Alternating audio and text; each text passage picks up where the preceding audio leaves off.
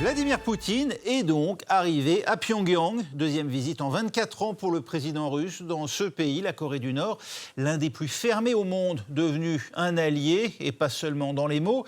Les deux régimes comptent sceller à cette occasion un partenariat stratégique global, autrement dit une alliance militaire destinée avant tout à contrer l'Occident. Avec nous pour en parler, Nicolas Tenzer, vous êtes politologue, enseigné à Sciences Po, spécialiste des questions stratégiques et internationales, et vous dirigez la publication Desk Russie. Je rappelle aussi le titre de votre dernier ouvrage, Notre guerre, le crime et l'oubli pour une pensée stratégique, aux éditions de l'Observatoire. Bonjour Nicolas Tenzer, merci d'être avec nous. On a vu ces images, elles sont rares de Pyongyang, c'est dire à quel point le régime nord-coréen souhaite mettre en scène, d'après vous, l'arrivée de Vladimir Poutine et cette entente au grand jour. Oui, en fait, c'est une forme d'alliance entre deux puissances qui sont complètement isolées, sinon parias. C'est-à-dire que c'est l'intérêt mutuel des deux États, la Russie de Vladimir Poutine, qui mène sa guerre d'extermination contre l'Ukraine, et la Corée du Nord, État totalement isolé sur la scène internationale, également, comme la Russie, sanctionné par la plupart des États, qui cherchent en quelque sorte à se renforcer mutuellement. Aussi bien, bien sûr, en termes de coopération en matière d'armement, d'un côté avec la livraison massive de missiles par la Corée du Nord à la Russie, qui permet à cet État de commettre des crimes de guerre répétés contre les populations civiles en Ukraine, et de l'autre côté, du côté russe, cette fois-ci, fourniture à la Corée du Nord d'un certain nombre de technologies, notamment dans le domaine spatial, dans le domaine des satellites, sans parler aussi sur le plan économique. En fait, renforcer l'économie de guerre nord-coréenne, c'est aussi donner au complexe militaro-industriel nord-coréen une puissance, c'est lui donner des garanties d'emploi, donc c'est une forme d'intérêt mutuel. Alors vous l'avez dit, Nicolas Tenzer, fourniture de missiles, on les a vus d'ailleurs à l'usage sur le territoire ukrainien, fourniture également d'obus. La Russie est-elle à ce point démunie finalement, elle qu'on dit pourtant nettement mieux dotée aujourd'hui que l'Ukraine ? Alors, elle n'est pas complètement démunie parce que vous avez également l'Iran qui lui fournit des drones, et d'après un certain nombre de services de renseignement, la Chine pourrait avoir fourni un peu plus que des composants utilisés dans la machine de guerre russe. C'est vrai que la machine de guerre russe est remise évidemment en quelque sorte à fonctionner à plein, mais malgré tout avec un certain nombre de limites.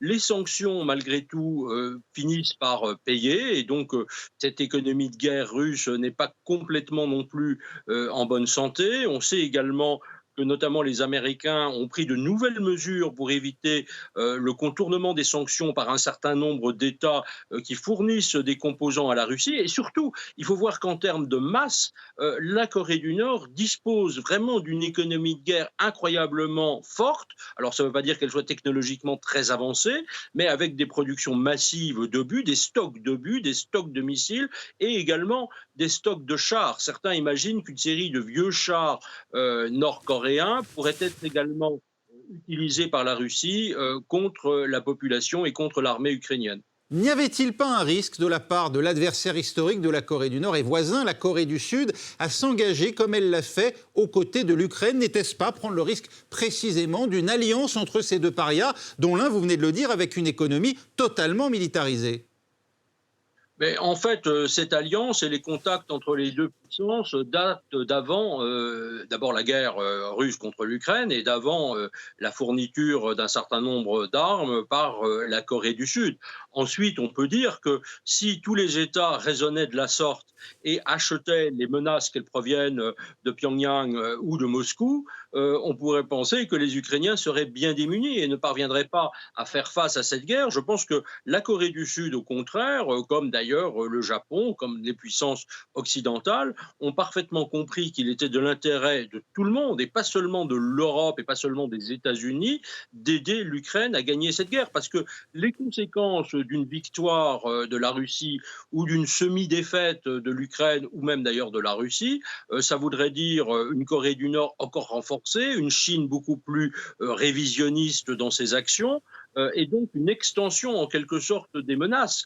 La Corée du Sud comprend parfaitement les dangers à moyen terme que représenterait une victoire ou cette non-défaite de la Russie. Ce partenariat stratégique qui s'affiche sous nos yeux à travers ces images captées depuis Pyongyang, cela veut dire aussi un transfert de technologie qui permettra peut-être à la Corée du Nord de faire un bond technologique aussi bien en matière balistique qu'en matière satellitaire.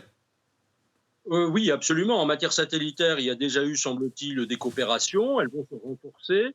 C'est évidemment une menace évidemment extrêmement forte pour l'ensemble des alliés, pas seulement pour les pays de la région. On sait aussi que la Russie a un autre intérêt, d'ailleurs, du côté de la Corée du Nord, et c'est aussi un avantage financier pour ce pays. Ce sont les terres rares, parce que les terres rares sont extrêmement présentes en Corée du Nord.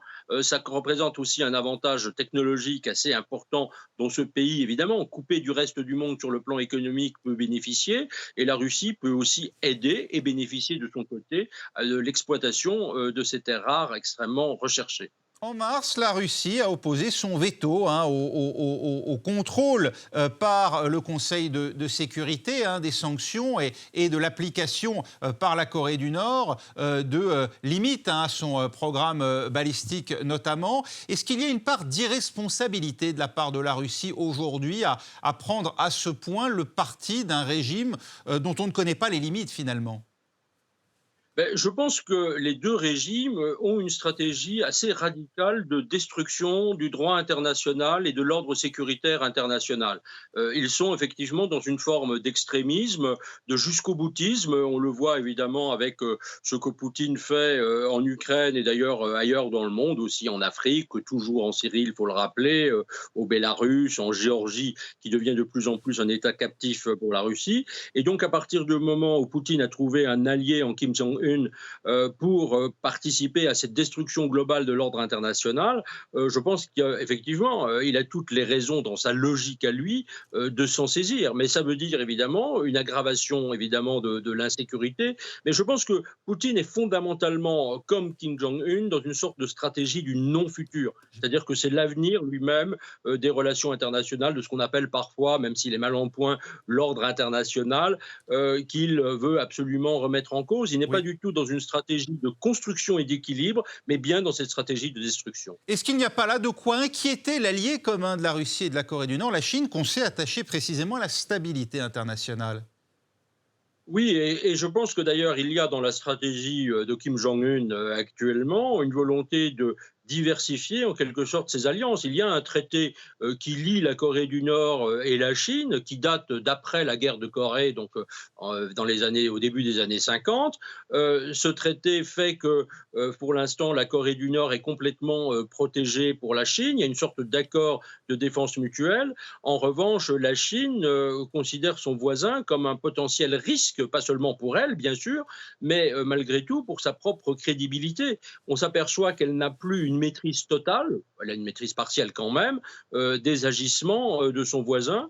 Et si la Russie entre dans le jeu aujourd'hui, Russie par ailleurs appuyée pour la Chine, ça va un peu diminuer en quelque sorte la possibilité de Pékin d'imposer sa loi. Donc il y a une sorte de jeu extrêmement ambigu parce que Pékin ne peut pas complètement lâcher Pyongyang, ça c'est totalement impossible.